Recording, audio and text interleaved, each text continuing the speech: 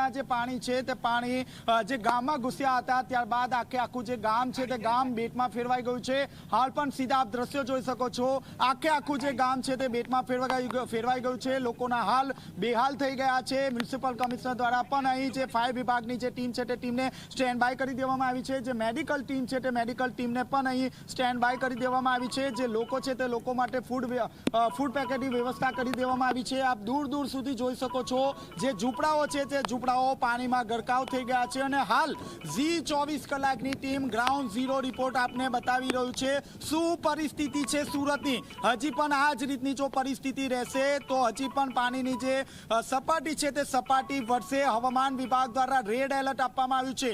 Red એલર્ટના પગલે તંત્ર stand by કરી દેવામાં આવ્યું છે। CCC કેન્દ્ર ખાતે મોનિટરિંગ કરવામાં આવી રહ્યું છે। આપ જોઈ શકો છો, જે મહિલા સહિત જે નાના બાળકો છે તે હાલ ઝૂંપડામાં તેઓ પણ ક્યાંક રાહ જોઈ રહ્યા છે કે તેમને સુરક્ષિત જે જગ્યા છે તે સુરક્ષિત જગ્યાએ લઈ જવામાં આવે।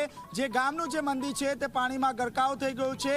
અહીંના જે લોકો છે તે ફક્ત એક જ માંગ કરી રહ્યા છે કે જે ઘરવકરીનો જે સામાન છે પાણીમાં તણાઈ ગયો છે તે સુરત મહાનગરપાલિકા દ્વારા આપવામાં આવે। હાલ તો સમગ્ર જે ઘરો છે, જે ઝૂંપડાઓ છે તે પાણીમાં ગરકાવ થઈ ગયા છે। લોકોને પારાવાર મુશ્કેલીઓનો સામનો કરવો પડી રહ્યો છે, પરંતુ બીજી તરફ જે તંત્ર છે તે 24 કલાક અહીં કામગીરી કરી રહ્યું છે। ફાયર વિભાગની જે ટીમ છે તે ટીમ આખી રાત રેસ્ક્યુ ઓપરેશન હાથ ધર્યું છે અને લોકોને બચાવવાની કામગીરી હાથ ધરી છે। જી બિલકુલથી આભાર પૂરી માહિતી માટે। તો હાલ તો જે પ્રકારની પરિસ્થિતિ